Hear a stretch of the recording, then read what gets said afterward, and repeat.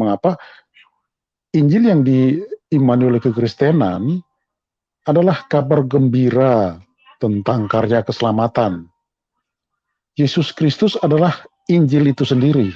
Nah, sementara dalam iman saudara kita, bahwa Injil yang diyakini adalah sebuah kitab yang diberikan kepada bayi bernama Isa saat masih dalam buayan. Nah, ini kan kita sudah punya dua hal yang berbeda. Dan ini bertolak belakang. Nah, pada titik ini, apabila ada upaya yang masif dan sistematis terstruktur, ya katakan seperti itu, yang dilakukan oleh oknum katakan seperti Kainama ini untuk kemudian menyamakan atau mengklaim bahwa mestinya Injil yang diimani kekristenan itu adalah versi yang mereka yakini, sebuah kitab yang diberikan kepada bayi Isa pada waktu masih buayan, bayi yang memiliki paman Harun dan memiliki kakek bernama Imran. Nah, ini kan identitas dan ini sudah menunjukkan bahwa memang benar-benar ada berbeda dan bertolak belakang. Nah, sampai pada konteks ini bahwa itu adalah iman kalian, silahkan saja. Kita ora urus, kita tidak punya kepentingan, tidak penting bagi kita untuk membahas apa yang kalian imani. Kita ora urus lah, enggak ada sangkut paut, silakan aja, itu urusan kalian.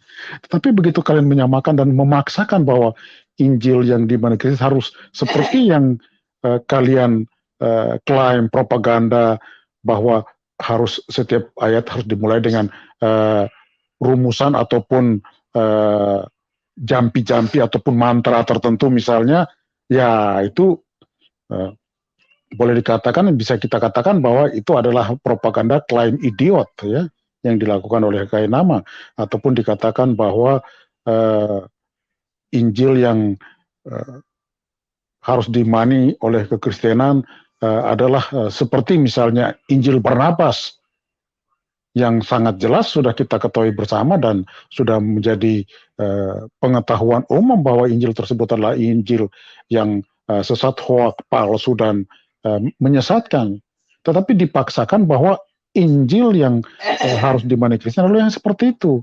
Nah, ini kan suatu klaim, suatu pemaksaan, suatu propaganda, tudingan yang menurut saya lagi-lagi idiot. Dan semua ini sebenarnya mau menunjukkan bahwa semakin hari ada ketidakpercayaan diri, Bro Gea, seperti yang biasa sering dikatakan Bro Gea. Tidak pede terhadap kitab suci mereka. Mereka lebih cenderung untuk membahas kitab suci agama lain dibandingkan dengan membahas ataupun mewartakan, menceritakan, membedah ataupun memberikan pencerahan tentang isi dari kitab suci mereka. Ini kan menurut saya kekonyolan yang primitif dan sangat terbelakang. Bagaimana mungkin kalian memaksakan iman kalian untuk harus kita imani? Ini kan suatu kekonyolan yang susah untuk bisa kita terima secara akal manusia yang sehat, ya. Kecuali kalau dalam kondisi halu dan sakau, ya itu lain lagi dalam konteks Kainama. Jadi dengan demikian terlihat jelas bahwa krisis, ketakutan, keraguan, dan kebimbangan ini sudah menjadi fenomena, ya, sudah mengglobal, tentang yang dikatakan oleh beberapa scholar tsunami murtad itu sudah melanda dunia, dan akhirnya orang-orang seperti Kainama ini muncul. Nah, seperti juga tadi disinggung oleh Paman itu tentang si Zuman, misalnya tadi kan disinggung tentang si Suman. Nah, si Suman juga kan seperti itu, mulai dengan sanggahan-sanggahan, tetapi akhirnya mulai melahirkan iman ataupun kepercayaan yang rupanya selama ini dipendam. Artinya tidak ditunjukkan, tidak ditampilkan bahwa itulah iman yang sesungguhnya yang dia imani.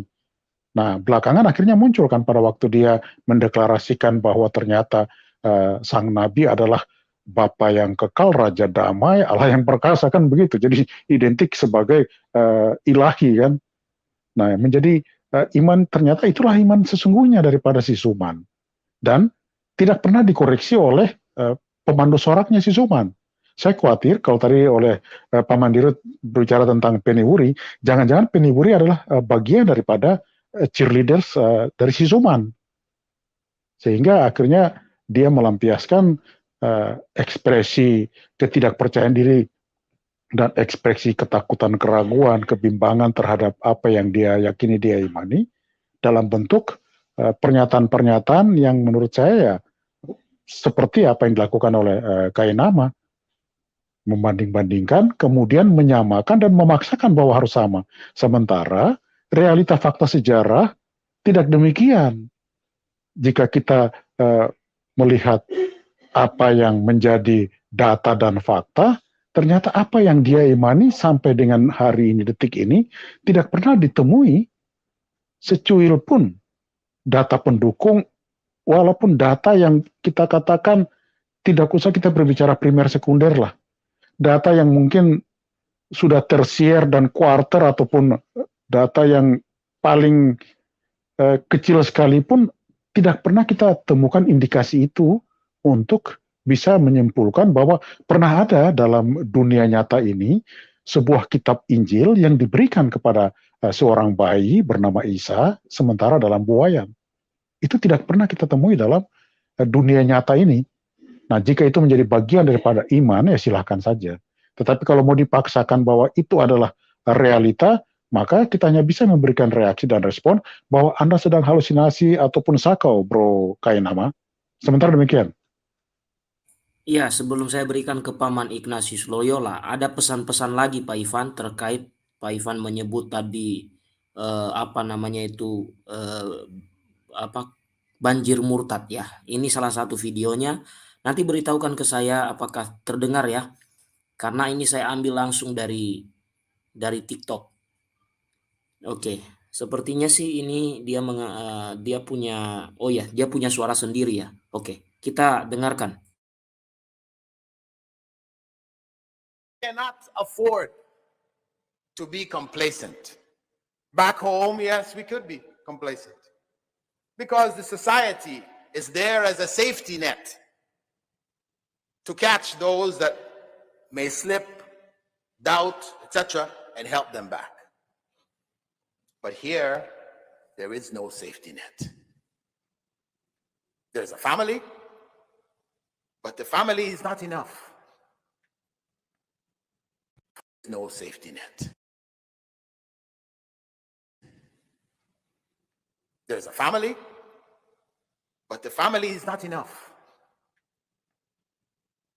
So basically, Islam can survive criticism and doubt when everyone around you is Muslim. The reality, though, is even in the heart of Muslim countries, people are quietly leaving Islam. While I was in Doha, Qatar, one sister called me from here, from a religious practicing family, Islamically active. She said, my son memorized the Quran at the age of 10. Alhamdulillah. He memorized the Quran at the age of 10. And he went for Umrah. We took him for Hajj. Praise, fast, everything. But at the age of 15, 5 years later, she's calling. She said he came home and told us that he doesn't believe in Allah. What should we do? We have other young children in the house. Should we kick him out? Because he could possibly affect the rest of the family members. The younger ones, he could infect them. This is a disease. What should I do?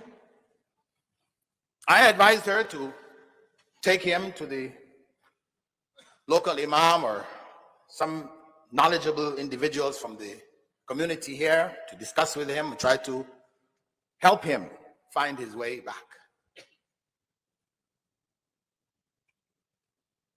It's a tragic situation. Kicking out a 15-year-old because he left Islam? Wow. And a few days ago, I met with another young man from our community who completed his bachelor's degree in University of Toronto, doing his master's, science subjects, etc. And he reached the same point. He said, I don't believe in Allah. His family members brought him for me to talk to him. And I spoke with him. He didn't believe in Allah. He spoke something of, yeah, no, I do believe in God, but in the end, when I pinned him down, he didn't believe in the existence of God. The Quran was not a miracle. Muhammad ﷺ was not a prophet of God. Yes, he's a good man. He was a good man. He was known as a good man. But as he said, good people lie.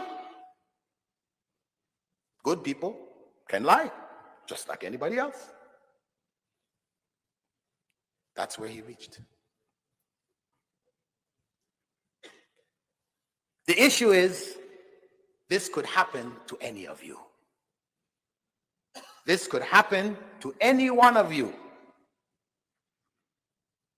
That brother who I spoke to a few days back, his family is a practicing Muslim family, active Islamically. And the one who called me from here, same thing.